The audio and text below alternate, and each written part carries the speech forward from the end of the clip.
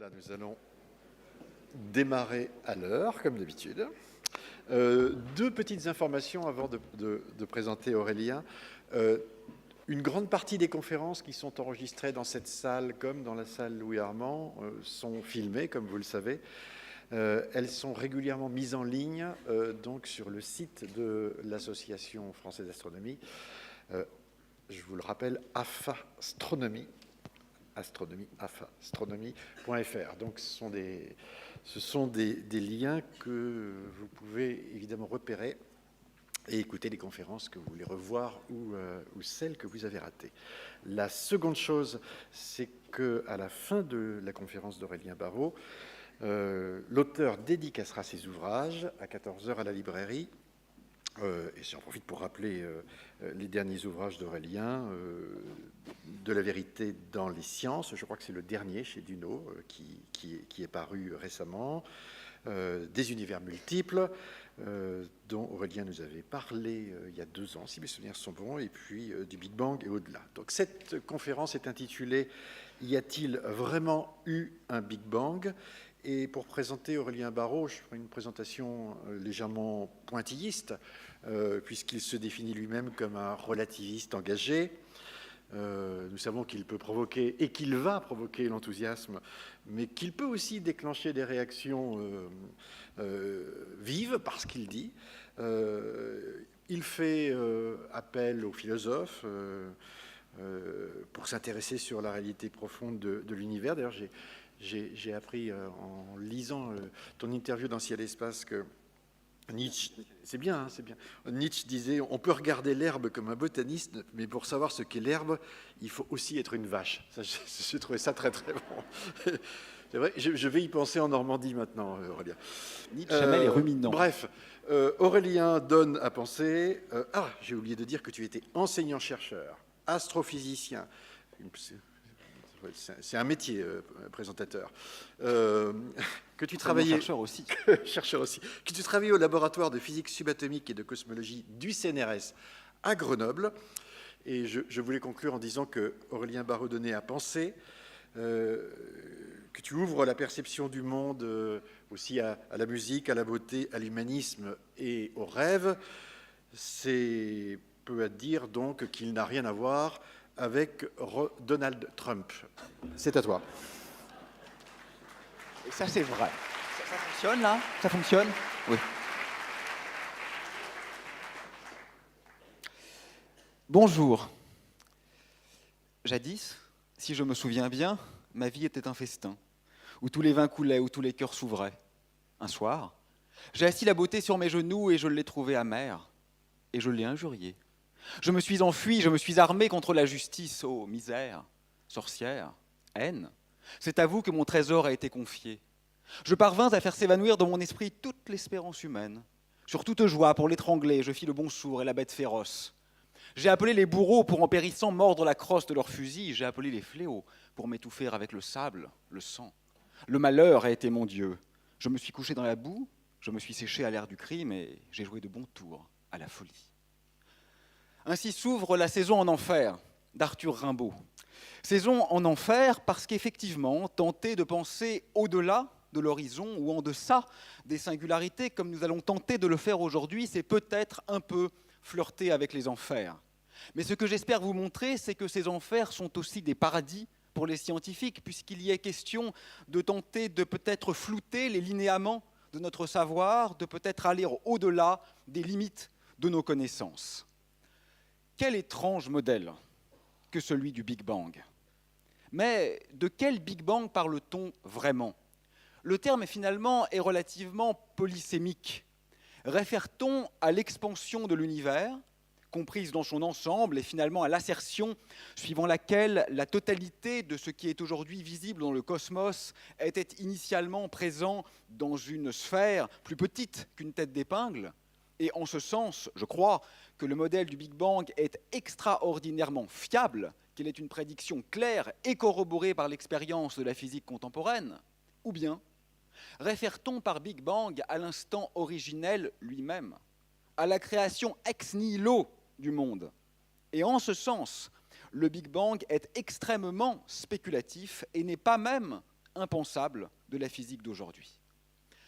Alors je crois que pour tenter d'interroger le Big Bang, il faut commencer, comme souvent, par un geste de désapprentissage, un geste d'humilité, peut-être s'adonner dans le champ épistémique à ce que le peintre Paul Cézanne proposait dans le champ artistique, c'est-à-dire renouer un instant avec une vision antéprédicative du réel.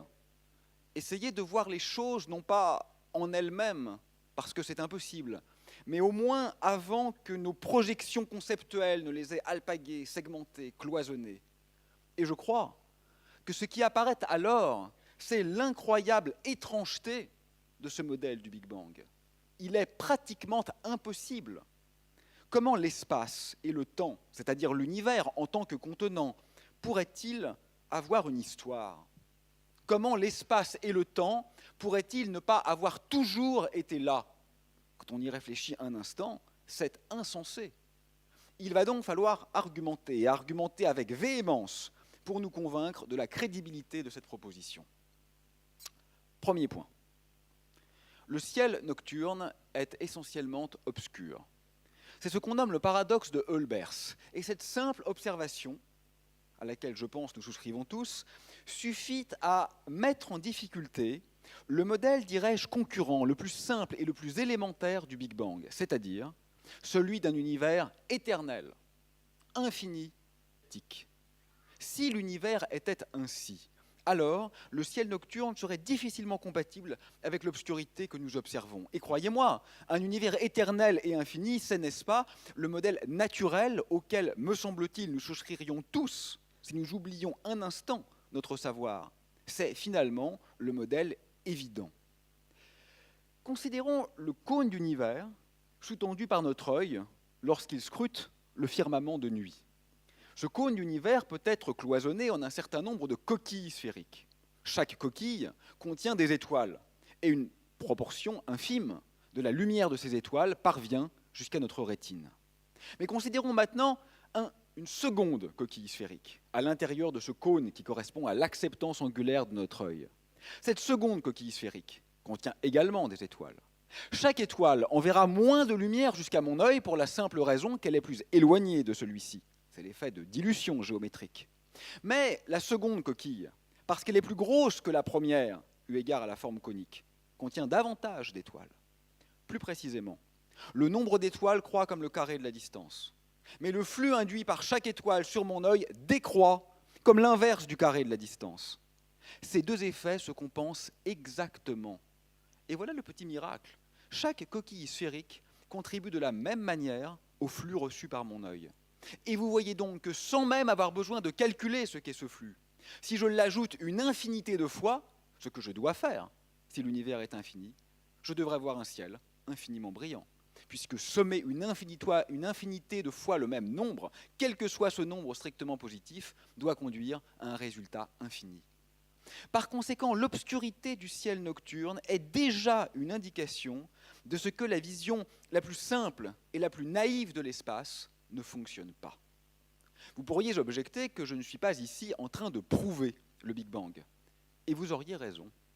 Vous auriez raison d'abord parce qu'en sciences de la nature, en physique en particulier, on ne prouve jamais rien. Aucune théorie scientifique n'a jamais été prouvée et aucune ne le sera jamais. D'ailleurs, d'abord, pour la bonne raison qu'aucune théorie n'est juste.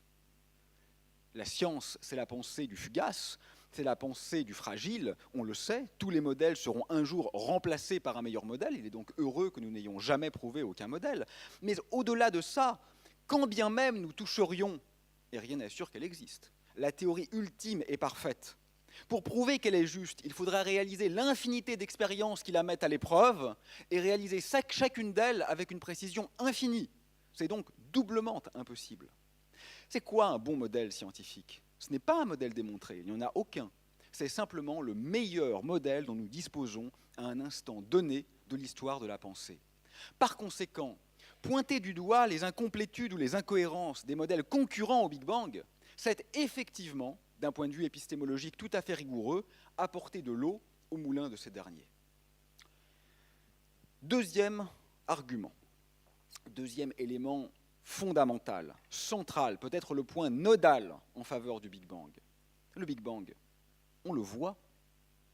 On le voit, on observe depuis à peu près un siècle explicitement le fait que toutes les galaxies très lointaines s'éloignent les unes des autres et s'éloignent avec une vitesse d'autant plus grande qu'elles sont éloignées.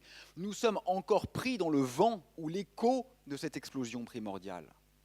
Bien sûr, explosion est à prendre en un sens métaphorique, mais ne faisons pas semblant de savoir ce que littéralité veut dire. Je ne suis pas de ceux qui ont peur des métaphores. Dieu me le pardonne.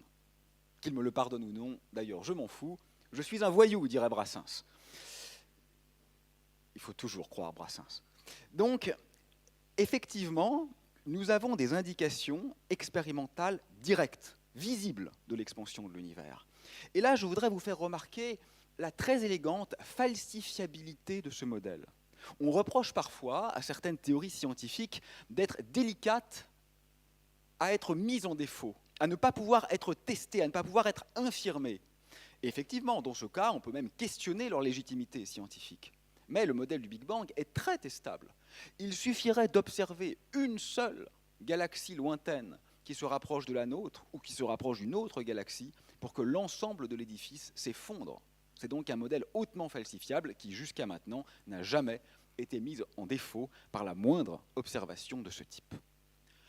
Troisième argument essentiel, la concordance des âges. Je vois donc l'expansion de l'univers, et je peux poser cette question simple. Si je passe le film à l'envers, combien de temps s'écoule-t-il avant que toutes les galaxies observées reconvergent vers le même point, que je pourrais éventuellement considérer comme l'instant originel et initial? Eh bien, cette question est simple. En supposant, ce qui n'est pas tout à fait licite, mais ce qui donne une bonne approximation, que la vitesse d'expansion est constante, je trouve qu'au taux actuel, il faut environ 10 milliards d'années dans le passé pour que toutes les galaxies se retrouvent au même endroit. 10 milliards d'années, ça ne veut pas dire grand-chose. Est-ce que ça corrobore ou est-ce que ça infirme le Big Bang? Ni l'un ni l'autre. Ce qui est intéressant, ce n'est pas ce chiffre. Ce qui est intéressant, c'est de comparer ce chiffre à l'âge des objets se trouvant dans l'univers. Si je trouve un seul astre qui est plus âgé que l'univers lui-même, le modèle s'effondre. A contrario, si je trouve que tous les astres ont un âge très inférieur à celui de l'univers, le modèle est moins crédible. Imaginez que je vous présente un homme de 80 ans et qu'on trouve que la totalité de sa production pratique et intellectuelle provienne des 10 dernières secondes. Vraisemblablement, quelque chose ne va pas. Vraisemblablement, j'évalue mal son âge. Il serait donc opportun que les âges des objets célestes soient compris entre typiquement la contemporanéité et une dizaine de milliards d'années. Il faut donc dater. Dater, c'est une procédure assez complexe. Vous savez comment on fait sur Terre pour dater les organismes vivants avec le carbone 14. Il y a des rayons cosmiques, des particules qui viennent taper dans la haute atmosphère de la Terre et qui, ce faisant, créent des noyaux radioactifs, des noyaux de carbone instable, dit carbone 14. Lorsque je respire, ce carbone 14 se met à l'équilibre avec le carbone 12 dans mon corps, le carbone stable, et par conséquent, à mon décès, lorsque je cesse de respirer, je ne renouvelle plus le carbone 14, et estimer la proportion restante des noyaux radioactifs, c'est avoir une mesure du temps qui nous sépare de la mort de l'organisme considéré. Alors bien sûr, les comètes et les astéroïdes ne sont pas des organismes vivants, donc on n'utilise pas le carbone 14, qui a d'ailleurs un temps de vie beaucoup trop court, mais des méthodes vaguement inspirées de celle-ci et utilisant d'autres isotopes permettent effectivement de dater avec une bonne précision un certain nombre d'objets célestes. Et le résultat est éloquent. Les âges des planètes, des comètes, des astéroïdes, des étoiles sont effectivement compris entre des valeurs relativement petites et environ une dizaine de milliards d'années. Et ça, c'est extraordinaire parce que c'est indépendant du film Expansion de l'univers. Le film Expansion de l'univers, qui est lié à la dynamique du cosmos, pointe vers un âge qui est corroboré par l'âge des objets célestes les plus anciens. Ça commence à sentir bon le Big Bang, je trouve. Quatrième argument fondamental, l'évolution. Un certain nombre de galaxies, appelées radiogalaxies, c'est-à-dire émettant des quantités considérables de rayonnement basse fréquence, ont été étudiées depuis très longtemps pour la simple raison que les ondes radio, pour une partie d'entre elles, proviennent jusqu'au sol de notre planète et peuvent donc être effectivement observées par des télescopes qui ont été mis en place dès le début du XXe siècle. Et ces radiogalaxies se sont avérées être en moyenne statistiquement différente quand on regarde loin de quand on regarde autour de nous. Mais eu égard à la finitude de la vitesse de la lumière, vous savez que regarder loin, c'est regarder tôt. Par conséquent, ces radiogalaxies éloignées que j'observe comme étant en moyenne différentes, ce que ça signifie, c'est qu'il y a de l'évolution. C'est que les radiogalaxies, statistiquement, ne sont pas exactement les mêmes aujourd'hui qu'elles l'étaient il y a quelques milliards d'années. Stricto sensu, ça n'est pas une preuve du Big Bang, évidemment, mais quand même. Si l'univers avait disposé d'un temps infini, comme le voudrait un modèle concurrent, pour évoluer, il serait très étrange que nous n'ayons pas encore atteint un état d'équilibre. Il serait très étrange qu'il y ait encore des évolutions notables si nous étions en évolution depuis un temps infini. Donc c'est cette manière de voir un effet temporel dans la morphologie et dans la nature des radiogalaxies plaide indirectement en faveur de l'existence d'une origine qui n'est pas si éloignée de nous par rapport aux âges pertinents pour la cosmologie. Cinquième argument essentiel en faveur du Big Bang, la nucléosynthèse primordiale. Vous savez, la physique nucléaire est une vieille et vénérable science.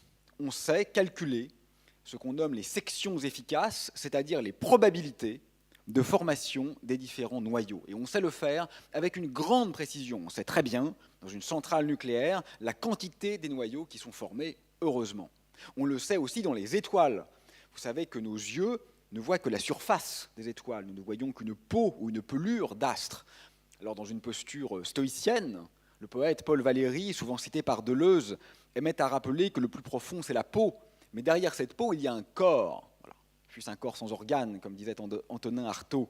Et ce corps nucléaire brûle environ 500 millions de tonnes d'hydrogène en hélium par seconde. Et on sait calculer à la fin de la vie de l'étoile les proportions des différents noyaux qui sont créés. Mais il n'y a pas que les étoiles qui sont chaudes dans l'univers. Il y a aussi le voisinage du Big Bang. Là aussi, lorsque Cosmos était très dense, très peu de temps après l'instant primordial, disons dans les premières secondes ou les premières minutes, la température était considérable. Je dois donc aussi former des noyaux. Pas des noyaux lourds, comme ceux dont nos corps sont faits, qui sont véritablement l'apanage des étoiles. Nous sommes des résidus d'étoiles. Mais des noyaux plus légers, de l'hydrogène, de l'hélium, du lithium, du deutérium. Et je peux donc, grâce à la physique nucléaire, évaluer ce que devraient être les proportions de ces différents noyaux dans un modèle de type Big Bang. Et c'est très sensible aux circonstances, c'est-à-dire que si j'abandonne le modèle du Big Bang ou si je transforme le modèle du Big Bang, je vais changer les proportions de ces noyaux. Et le résultat remarquable, c'est que modulo quelques petites tensions, il y a globalement un très bon accord entre les calculs de la nucléosynthèse et les observations des différents noyaux effectivement présents dans l'univers. Sixième, dernier et peut-être plus important argument en faveur du Big Bang, le rayonnement fossile. Nous vivons dans un bain de lumière qui est véritablement un écho du Big Bang originel. Lorsque l'univers s'est agrandi, la température a décru, un peu comme dans un piston de réfrigérateur où l'on met en œuvre une détente adiabatique. Et vint un moment où la température fut suffisamment faible pour que la lumière cesse d'interagir avec la matière. Les atomes se forment et les photons, les grains de lumière, n'ont plus assez d'énergie pour ioniser les atomes. Cela signifie qu'à partir de ce moment, lumière et matière ne se sont plus parlé. La lumière n'a plus été altérée par ces interactions avec la matière. Nous devons donc trouver aujourd'hui encore, maintenant, ici, ce bain de lumière qui peuple la totalité de l'univers. Et on peut calculer ce que doit être sa répartition spatiale et sa répartition spectrale. Et là encore, de manière tout à fait extraordinaire, les mesures sont en très bonne adéquation avec le modèle du Big Bang. On peut même aller encore plus loin, vous le savez, grâce au satellite Planck en particulier, on peut scruter d'infimes variations dans ce fond de rayonnement cosmologique qui témoignent de la présence d'ondes de densité, ce qu'on nomme des ondes acoustiques, dans l'univers jeune. Mais un pianiste peut distinguer Bösendorfer, un Bechstein, un Fazioli, un Steinway, en écoutant ces instruments. Pourquoi ? Parce que leur structure harmonique n'est pas la même. Et c'est exactement ce que l'on met en œuvre en cosmologie. En regardant la structure harmonique des ondes acoustiques qui se déploient dans l'univers primordial, on peut effectivement évaluer la masse volumique, la vitesse d'expansion et tous les autres paramètres cosmologiques pertinents avec des précisions de l'ordre du pourcent.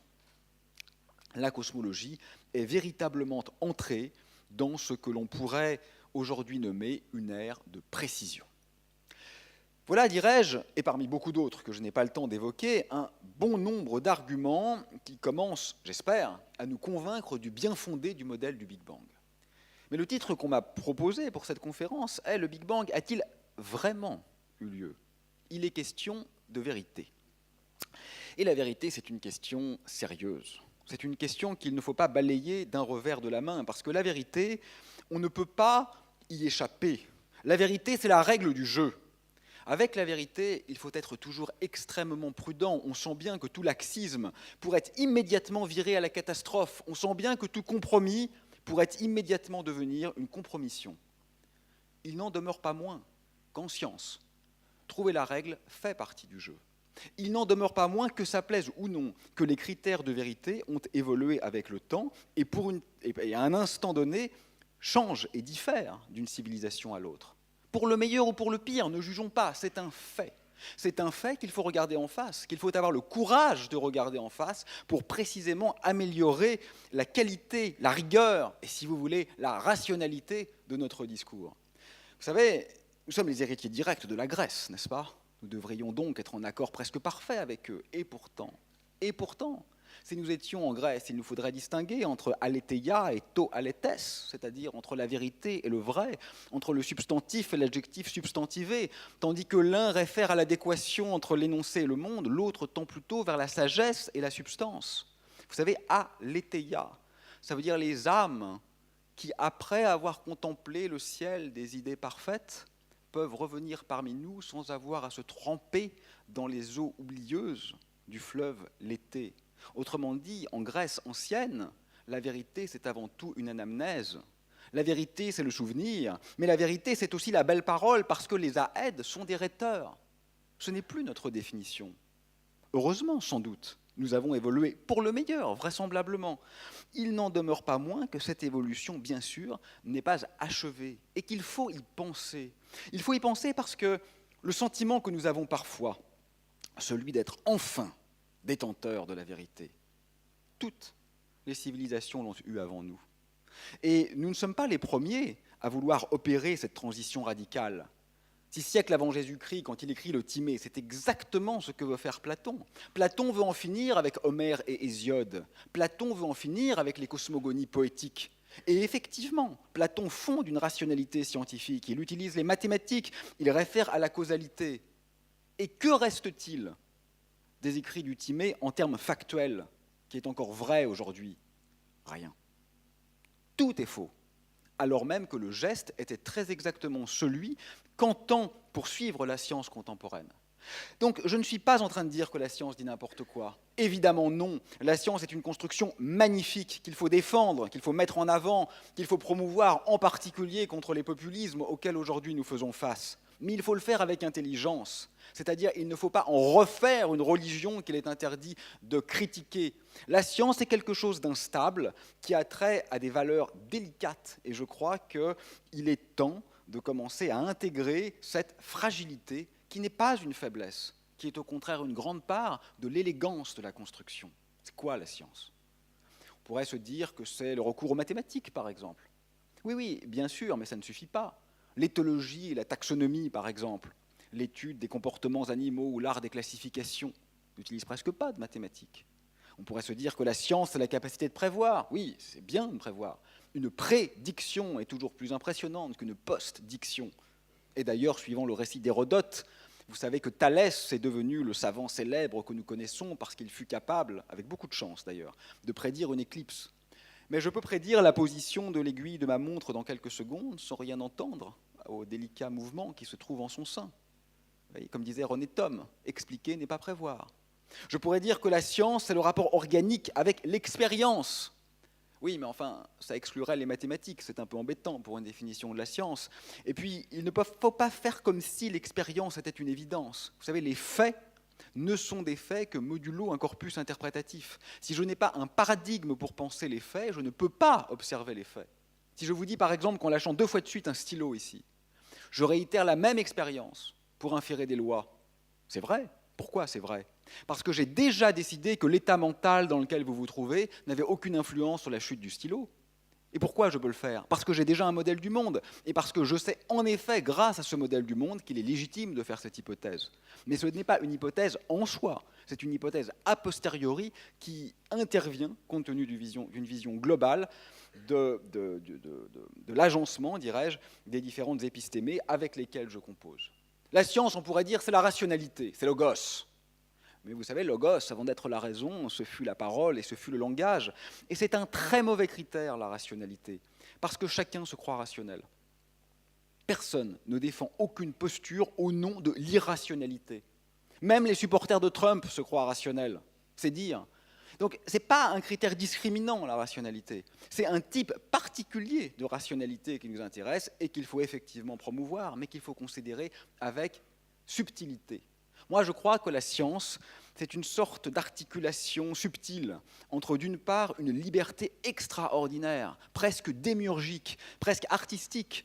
Je crois que nous créons des modèles. Il y a déjà une infinité de modèles différents qui conduisent aux mêmes équations.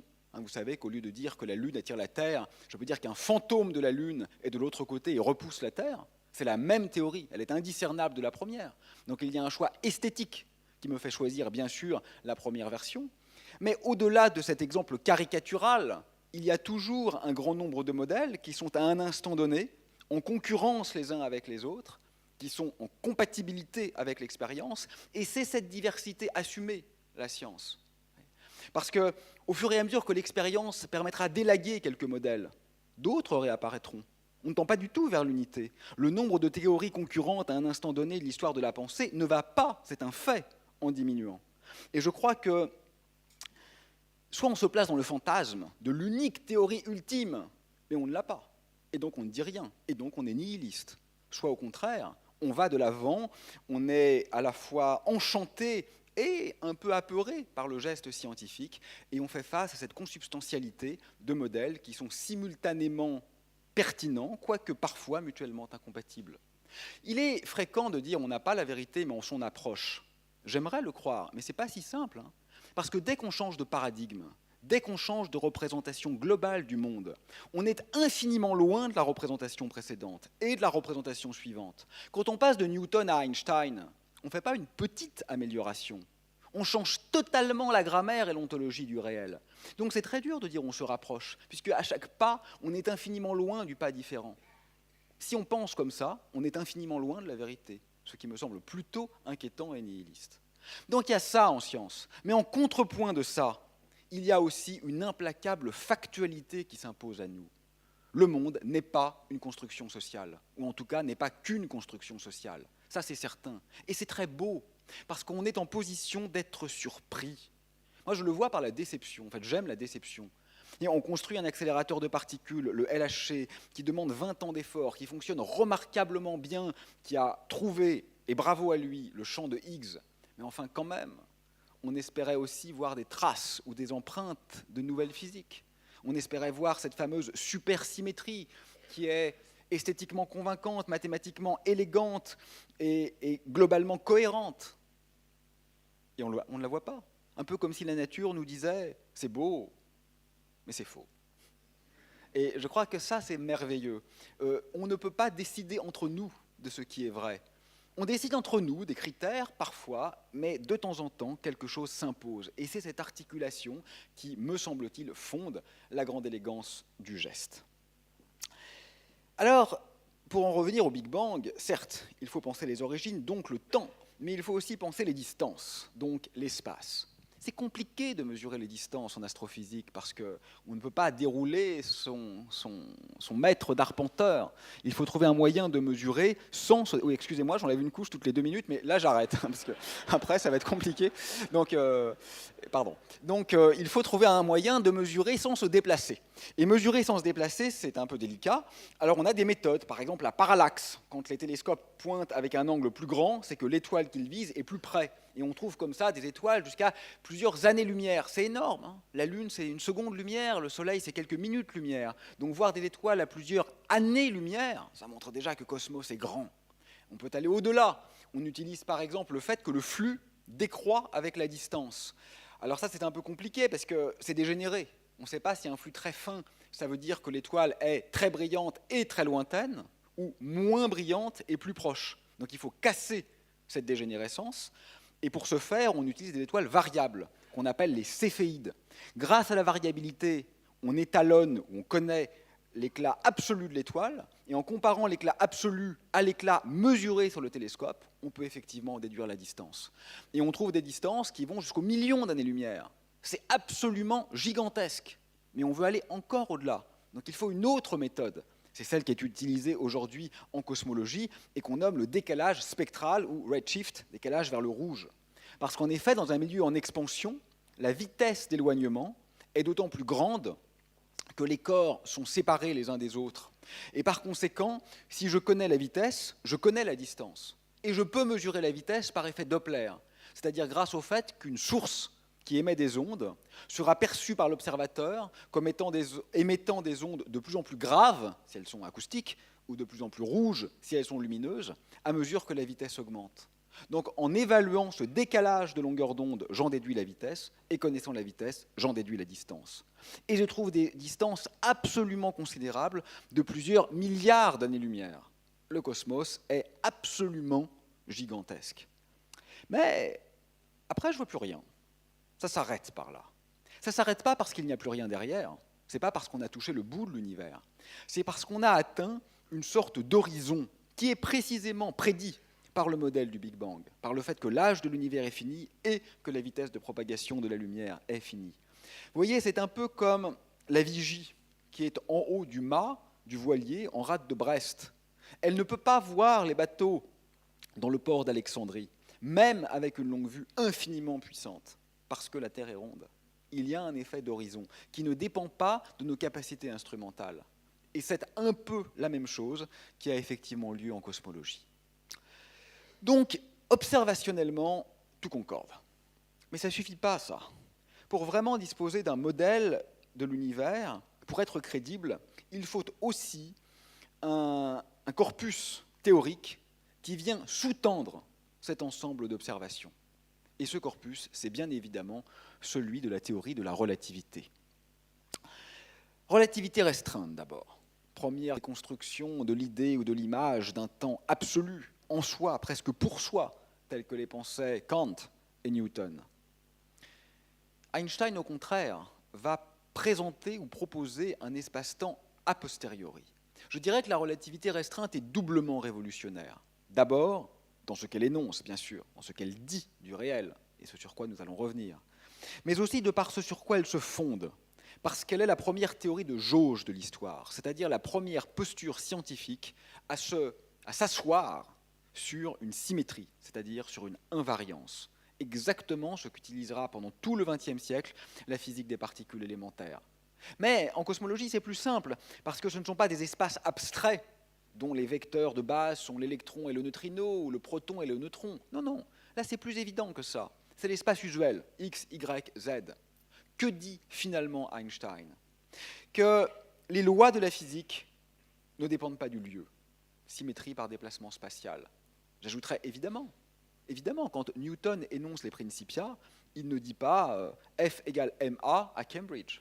Non, les lois sont vraies partout dans l'univers, parce que ce sont des lois. Deuxième remarque d'Einstein, les lois ne dépendent pas du temps, évidemment. Les solutions dépendent du temps. Nous sommes en train de vieillir, nous n'aurons plus jamais l'âge que nous avons aujourd'hui. Mais les lois qui régissent notre corps, elles, ne vieillissent pas. Newton ne dit pas F égale ma en l'an de grâce 1687. C'était vrai hier, ça sera vrai demain, parce que ce sont des lois.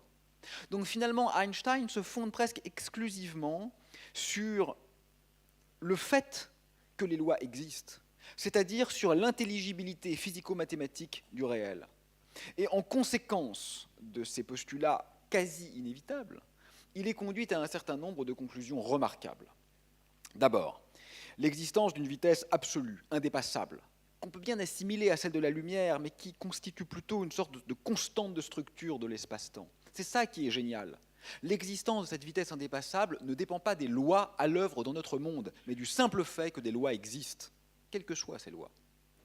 Ensuite, la relativité restreinte montre que je peux, en un certain sens, échanger l'espace et le temps. C'est-à-dire que quand je me mets en mouvement, mon temps se dilate par rapport au vôtre. Si nos montres étaient parfaitement synchronisées au début de la conférence, elles ne le sont plus maintenant. Ce qui signifie en clair, et cette fois d'une façon tout à fait non métaphorique, que les voyages dans le futur sont bien possibles. Nous pourrions, chacun d'entre nous, être encore vivants en l'an 10 000 ou 100 000 sur la Terre.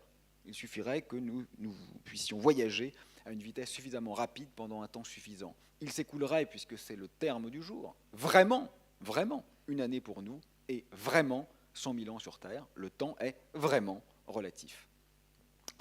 Et troisième conséquence notable de la relativité restreinte, E égale mc carré, c'est-à-dire équivalence entre l'énergie d'une part et la masse d'autre part. Et ça, c'est quand même formidable parce que la masse est liée à l'être, tandis que l'énergie n'est qu'une propriété secondaire. Donc la possibilité de transformer l'un dans l'autre, ce que ça signifie, c'est qu'il est possible de faire émerger des objets, des constituants élémentaires de la physique, des particules fondamentales, non pas à partir d'autres particules, ce qui serait trivial, mais à partir de propriétés d'autres particules. Et c'est bien ce qu'on met à l'œuvre dans un accélérateur de particules. C'est le mouvement des corpuscules incidents qui est effectivement transformé en existence réelle, matérielle, éventuellement durable, de nouvelles particules. On a transformé un attribut, si vous voulez, en substance. Mais aussi étonnant soit-il, ces prémices de la théorie de la relativité restreinte ne constituaient certainement qu'un jeu de prolégomène à la grande théorie d'Einstein, la relativité générale. Alors la relativité générale va beaucoup plus loin encore, parce que ce qu'elle montre finalement, c'est que l'espace est dynamique, c'est que l'espace se distend et se distord eu égard à la présence des corps. Ce que ça signifie, c'est que la matière dit à l'espace comment se courber, et en retour, l'espace dit à la matière comment se mouvoir. C'est un jeu subtil. Ce que montre vraiment la grande théorie d'Einstein, c'est finalement que l'espace n'est plus un pur contenant, mais qu'il devient lui-même un champ physique, qu'il devient éventuellement le sujet d'une activité discursive. Il y a quelque chose à dire sur l'espace. L'espace redevient un objet en évolution, comme les autres objets de la physique. Finalement, bien avant la physique des particules élémentaires, Einstein opère une unification radicale, puisqu'avant lui, il y avait l'espace et le temps, le contenant d'un côté, les champs physiques et les interactions d'un autre côté. Et finalement, ce qu'on comprend grâce à lui, c'est que l'un et l'autre sont la même chose, que l'espace n'est qu'un champ en évolution comme les autres. On peut également le dire ainsi, l'espace et le temps n'existent pas. Nous habitons sur ou dans le champ gravitationnel. Le champ gravitationnel en tant que champ dynamique en lieu et place de l'espace-temps. Nous sommes des vaguelettes sur un raz-de-marée. Un raz-de-marée parce qu'il est difficile d'arrêter l'espace-temps ou de courber l'espace-temps, parce que le facteur G sur C4 qui intervient dans les équations d'Einstein, dans les équations de champ de la relativité générale, est minuscule. Et c'est pourquoi, effectivement, il a été si dur de détecter, par exemple, ces ondes gravitationnelles qui ont été récemment au cœur de l'actualité. En fait, on les avait déjà détectées il y a une quarantaine d'années, mais plus récemment, dans l'interféromètre LIGO, on les a vues à nouveau et on peut maintenant les utiliser. On est doué d'un nouveau sens, comme dirait Hubert Reeves. On peut enfin voir Cosmos avec des yeux de géomètre. Et ce que nous permet de comprendre, du point de vue du Big Bang qui nous intéresse aujourd'hui, la théorie de la relativité générale, c'est qu'en fait, les galaxies s'éloignent sans bouger. Ça semble paradoxal, mais ça ne l'est pas. Ce qu'on observe quand on parle d'expansion de l'univers, ce n'est pas le mouvement des galaxies, c'est la dilatation de l'espace lui-même. Ce qu'on observe, c'est le mouvement de l'espace, pas le mouvement des galaxies. Les galaxies, quelque part, sont fixes dans un espace qui est lui-même en dilatation. Et d'un seul coup, le modèle devient remarquablement cohérent Ils permettent aussi de comprendre en détail ces différents horizons qui dépendent bien sûr des observateurs considérés. Puisqu'il est question d'horizon et que nous nous plaçons aujourd'hui sous l'égide des poètes sombres, permettez-moi de référer un instant à un autre écrivain des profondeurs, qui est aussi un cinéaste, bien sûr, Pier Paolo Pasolini, qui professait dans ses écrits corsaires « Je paye un prix pour la vie que je mène. Je suis comme quelqu'un qui va descendre aux enfers. Mais quand je reviendrai, si je reviens, j'aurai vu des choses. J'aurais vu tant d'autres choses, j'aurais vu plus loin que l'horizon. » Pasolini, d'ailleurs, c'est justement celui qui savait que les contradictions qui le faisaient vivre sont aussi celles qui le feraient mourir, mais il a tenu bon face aux vilainies, face aux calomnies, face à toutes les petites bassesses. Il a tenu bon parce qu'il savait que là était la complexité du réel. Bien, le modèle est donc cohérent. Nous avons les observations et nous avons la théorie. Mais il me reste encore quelques minutes pour vous montrer qu'un certain nombre de paradoxes viennent gréver ce magnifique paradigme. D'abord, le problème de la symétrie baryonique globale. Le fait est que nous sommes là, et c'est déjà un problème. C'est déjà un problème parce que les lois de la physique sont presque exactement symétriques entre matière et antimatière. On attendrait donc que l'une et l'autre se soient essentiellement annihilées dans le cosmos primordial. Et ce n'est manifestement pas le cas. Et aujourd'hui, on ne comprend pas, en tous les cas pas en détail, comment faire émerger un monde aussi asymétrique que le nôtre, c'est-à-dire dominé par la matière, alors même que les lois ne sont qu'extraordinairement peu asymétriques. Premier paradoxe. Mais il y a pire. Je pense au problème de la causalité. Comment comprendre que des zones cosmologiques, distantes les unes des autres, qui semblent ne jamais avoir pu interagir les unes avec les autres, se trouvent comme miraculeusement être à la même température, dans le même état physique. Il faut amender le modèle cosmologique et supposer que juste après le Big Bang eut lieu une expansion considérable, exponentielle de la taille de l'univers, ce qu'on appelle un état ou une étape d'inflation. Mais il y a pire. Je pense aux trous noirs. Les trous noirs sont des objets qui font maintenant partie du bestiaire de l'astrophysicien. Ils sont là, plus personne ou presque n'en doute. On les voit, on voit leurs conséquences, on commence à les étudier de façon très précise. Mais ils ne sont pas sans poser un certain nombre de problèmes. Comment comprendre, par exemple, que la relativité générale, la théorie d'Einstein, nous les fasse sentir comme les objets les plus simples de l'univers, plus simples qu'une particule élémentaire, mais que conjointement, la thermodynamique, la science de la chaleur, les définissent comme les objets les plus complexes qui existent, c'est-à-dire recelant la plus grande quantité d'informations. Il y a ici une incompatibilité à laquelle personne n'a aujourd'hui de réponse parfaitement cohérente. Mais il y a pire. Je pense à la matière noire. On sait que l'essentiel de la masse de l'univers n'est non seulement pas constitué d'étoiles, mais c'est pire que ça encore, puisqu'elle n'est pas constituée de particules élémentaires qui ont été identifiées dans nos accélérateurs. C'est donc à la fois un défi et un paradoxe de cosmologie et un paradoxe de physique de l'infiniment petit. Et actuellement, la meilleure piste que nous avions, à savoir la supersymétrie que j'évoquais rapidement tout à l'heure, qui est très belle parce que c'est une extension naturelle des symétries de la physique des particules, parce qu'elle fait un lien entre les forces et les corps, parce qu'elle permet d'expliquer la faible valeur de la masse du Higgs, parce qu'elle est prédite par la théorie des cordes, parce qu'elle fournit un candidat pour la matière noire, ne fonctionne pas. Au moins, ne fonctionne pas dans sa version la plus simple. Donc, nous n'avons pas de solution claire à ce problème de la matière noire. Mais il y a pire. Il y a le problème de l'énergie noire, c'est-à-dire du fait que l'expansion de l'univers semble être aujourd'hui en train d'accélérer, alors même que la gravité, qui est la seule force à l'œuvre à grande échelle dans le cosmos, est une force de freinage qui devrait plutôt induire une décélération. Donc, soyons bien clairs, parce que j'ai noté souvent des confusions sur ce point. L'expansion de l'univers n'est pas un paradoxe, hein. On est d'accord, c'est une prédiction de la théorie d'Einstein qui est corroborée par l'expérience. Historiquement, ce n'est pas forcément dans cet ordre-là, mais tout va bien du côté de l'expansion. Ce qui est étrange, ce n'est pas l'expansion, c'est l'accélération de l'expansion. Ça, c'est curieux, avec une gravité qui freine. Alors sans doute faut-il tenir compte de ce qu'on nomme la constante cosmologique, qui est un terme très naturellement présent dans les équations de la relativité. Mais le problème, c'est que la valeur numérique qu'il faut lui conférer pour expliquer cette accélération est difficilement compatible avec la physique quantique.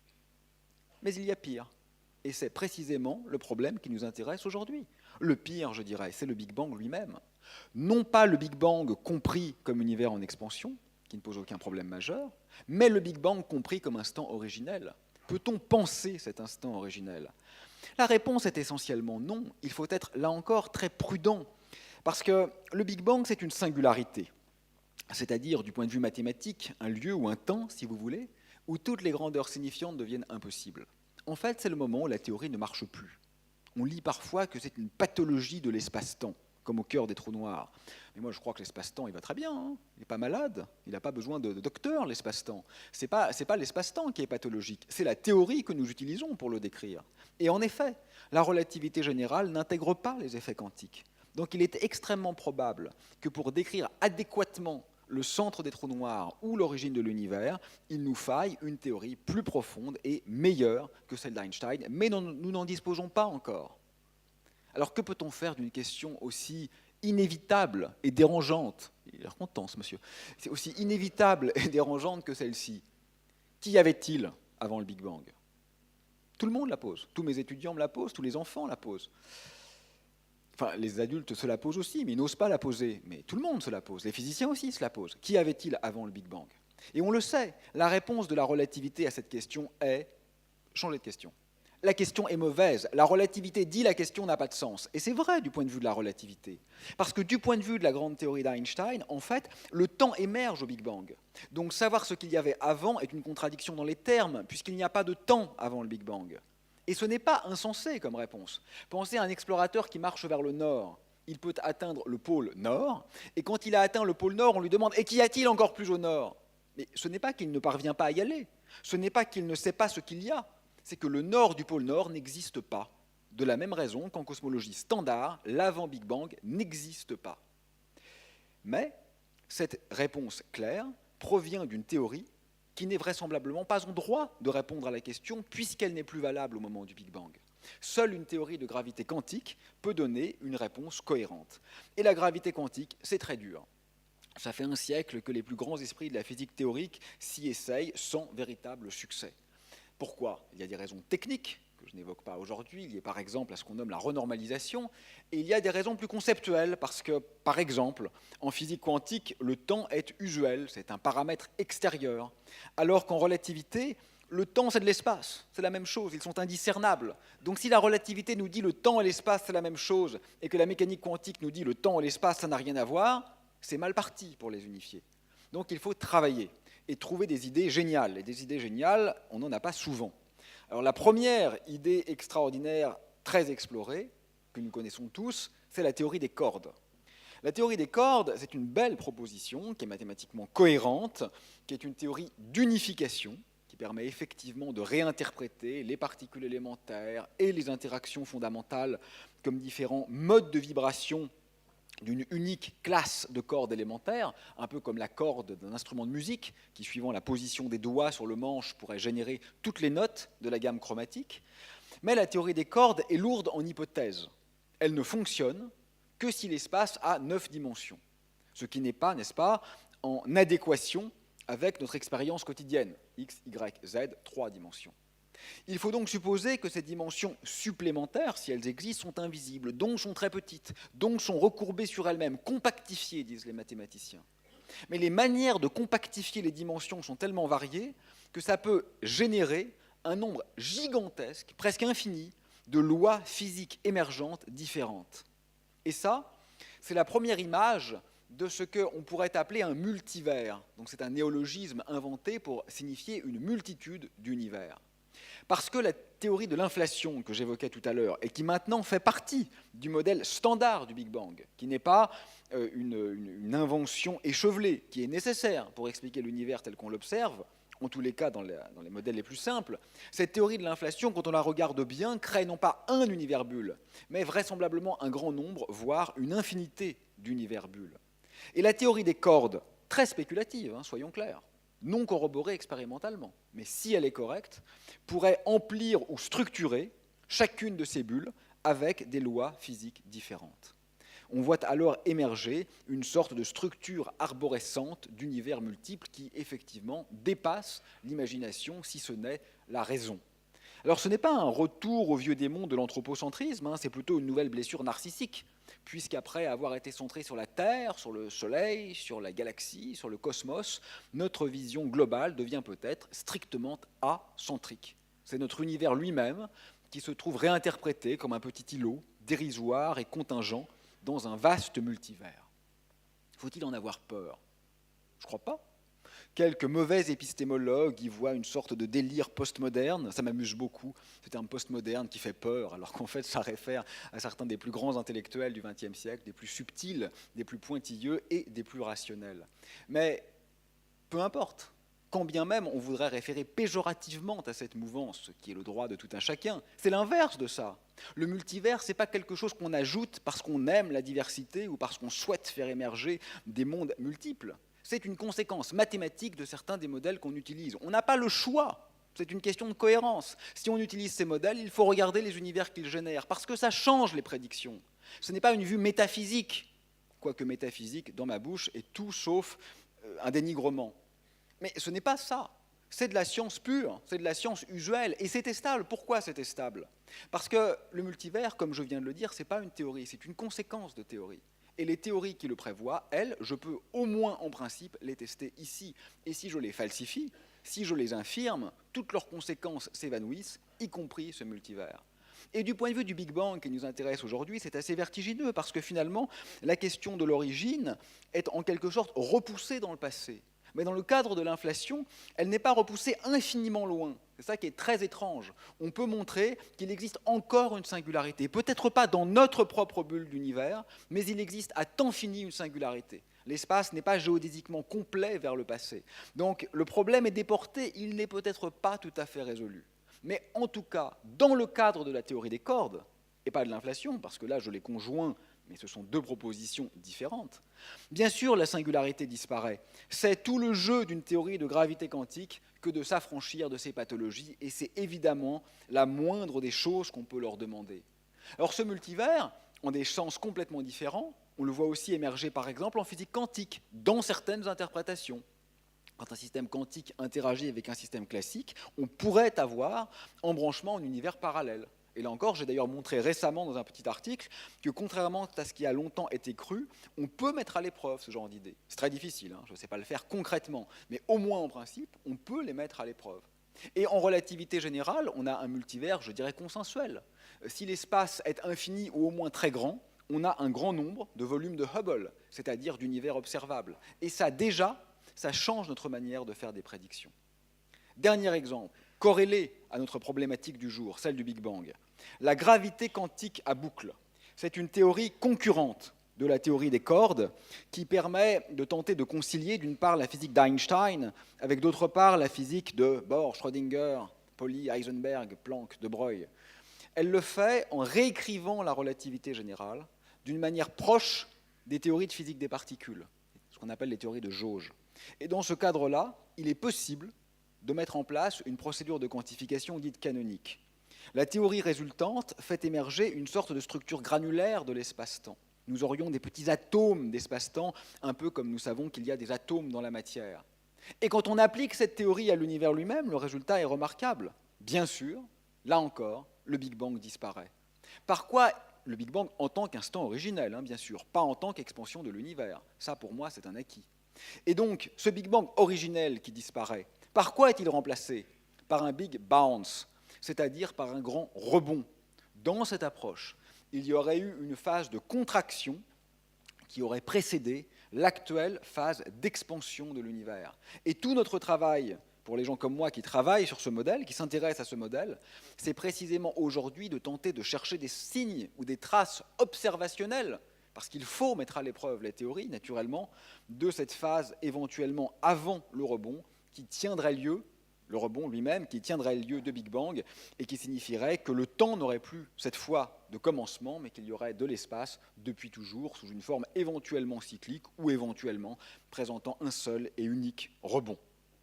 Alors vous le voyez, la question de l'origine est loin, bien évidemment, d'être fermée, mais je suis ravi de voir qu'elle est entrée dans le champ de la science dure, de la science relativement sous contrôle, et j'espère testable dans les années ou les décennies à venir. Alors puisque j'ai commencé cette petite promenade avec un poète maudit, laissez-moi la terminer avec un autre, mon préféré, Jean Genet, qui s'écriait depuis les murs de sa prison de Fresnes. Cette merveilleuse et sombre éclosion de fines fleurs, je ne l'appris que par fragments. L'un m'était livré par un morceau de journal, l'autre, négligemment cité par mon avocat. Un autre encore dit presque chanté par les détenus. Leur chant devenait fantastique et funèbre. Un de profundis, autant que les complaintes qu'ils chantent le soir, que la voix qui traverse les cellules et me parvient troublée, désespérée, altérée. À la fin des phrases, elle se casse, et cette fêlure la rend si suave qu'elle semble soutenue par la musique des anges. Merci.